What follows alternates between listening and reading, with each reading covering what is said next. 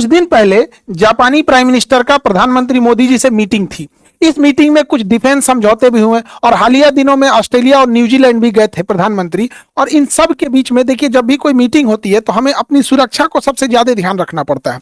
और चीन की अर्थव्यवस्था इतनी मजबूत हो गई है, वो पैसे से इतना शक्तिशाली हो गया है कि वो अपनी नेवी पे अंधाधुंध पैसा खर्च कर रहा है। और भारत की अर्थव्यवस्था, क्योंकि भारत एक बहुत विविधता से भरा देश है, यहाँ एक बहुत बड़ी संख्या जो है वो सरकारी अनुदान, सरकारी सहायतों पर डिपेंड होती है, तो एक बड़ा हिस्सा पैसा का उधर भी जाता है।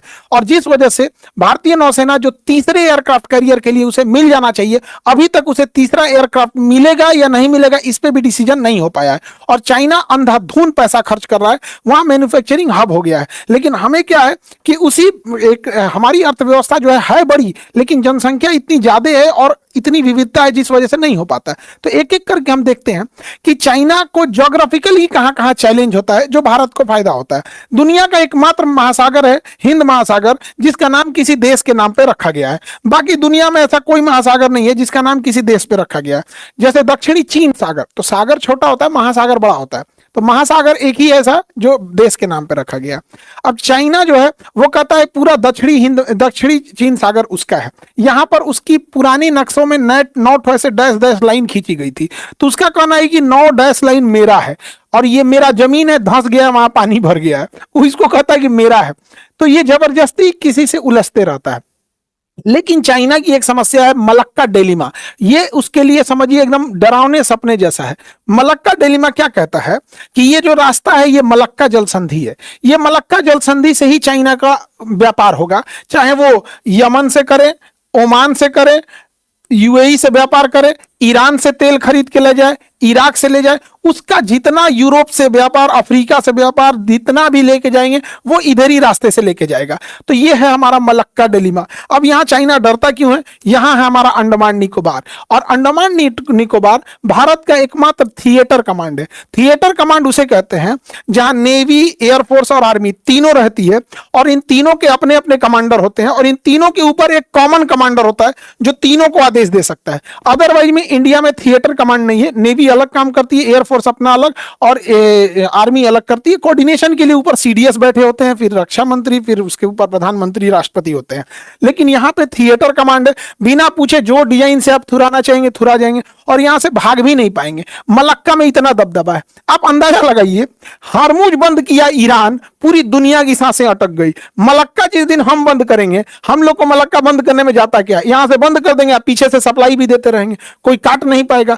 अब ये बांग्लादेश, म्यांमार कहां से काट लेंगे? तो चाइना इस मलक्का डिलेमा से बाहर आना चाहता है। वो चाहता है कि कैसे भी करके हम इसका एक सब्स्टिट्यूट निकाले, लेकिन उसके पास मलक्का के अलावा कोई रास्ता नहीं है। एक और रास्ता है यहाँ पे, सुंडा जल संधि, बट सुंडा जल संधि से चाइना नहीं आ सकता है। सुंडा से क्यों नहीं आ सकता है? क्योंकि सुंडा गहरा ही नहीं है, बहुत कम गहरा है, तो बड़ी जहाजें आ ही नहीं पाएंगी। तो ये सुंडा वाला रास्ता भी बंद हो गया। अब थोड़ी दूरी पर होता है लंबोक, यहां पर एक जल संधि है लंबोक, हम यहाँ 3 नंबर लिख दिए, ये 1 हो गया, 2, यहाँ पे 3 नंबर, लंबोक जल संधि। लंबोक से वो आ सकता है, और नहीं तो लंबोक के बाद अगर और दूर जाएगा तो ओम्बाई जल संधि है, और दूर जाएगा तो वेटर जल संधि है। लेकिन यहां से जैसे निकलेगा, यहां अमेरिका का सैन्य अड्डा है, क्रिसमस आइलैंड पर और डार्विन आइलैंड पर। और यहां बहुत अच्छी चीज क्या है, डार्विन और क्रिसमस और यहाँ पे कोकोस, यहां पर अमेरिकी सैन्य अड्डा है सब। अब हम लोग का तो वहां सैन्य अड्डा है नहीं, अमेरिका का सैन्य अड्डा है। तो युद्ध की स्थिति में चाइना कभी भी अगर यहां से जाना होगा तो मलक्का होके नहीं जाएगा। जब भी उसे जाना होगा युद्ध की स्थिति में, तो मलक्का को बाईपास करते हुए वो जाएगा ये लंबोक से, या तो लंबोक से जाएगा, या तो ओम्बाई से जाएगा, या तो वेटर से जाएगा। इस एरिया से चाइना जाएगा, वहां हम लोग हो जाते हैं दूर। इससे हम लोग ने भी एक रास्ता निकाल दिया। हम लोग ने, जब मनोहर पर्रिकर रक्षा मंत्री थे, अभी तो वो दुनिया में भी नहीं है, और विदेश मंत्री हुआ करती थी सुषमा स्वराज, उस समय एक बहुत पहले हम लोग अमेरिका से एक समझौता कर दिए थे, लेमुआ समझौता।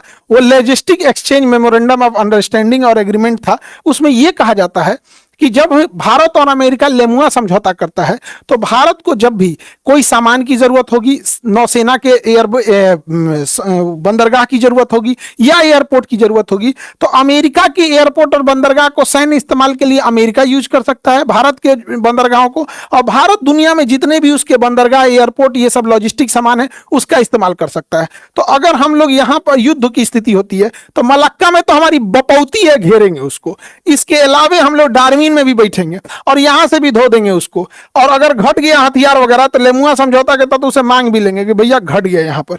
तो चाइना जो है ना, इसको काउंटर नहीं कर पा रहा है मलक्का डिलेमा से। लेकिन ऐसा नहीं है कि चाइना हाथ पे हाथ रख के बैठा है, उसको दिख गया है कि हिंद महासागर में इंडिया को रोकना असंभव है, क्योंकि कोई है ही नहीं है हिंद महासागर में। लेकिन हमारी अर्थव्यवस्था उतनी बेहतर नहीं है चाइना के तुलना में। अब चाइना इसके लिए काउंटर करने के लिए अलग अलग सड़क मार्ग का परियोजना पे काम कर रहा है। इसके लिए वह सोच रहा है कि हम हिंद महासागर में उतरे ही क्यों, हम क्यों न यहां से सीधे सीपीईसी सड़क लेके चले जाए। चाइना पाकिस्तान इकोनॉमिक कॉरिडोर, इसका नाम रखा है सीपीईसी।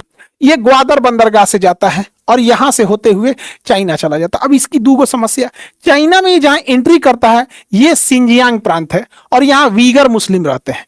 चाइना इन मुसलमानों पे अत्याचार करता है और कहता है कि तुम पूरा कुरान नहीं पढ़ सकते हो, बहुत सारा टॉर्चर करता है और उन्हें जेल में रखता है, जिसका नाम रखता है उसने डिटेंशन सेंटर कहता है, और नहीं तो उसको कहता है कि स्कूल है, और वहां उन लोग को टॉर्चर करता है। और अगर उसका बात कोई नहीं मांगेगा तो डांस करवाता है। तो ये एक इधर समस्या है।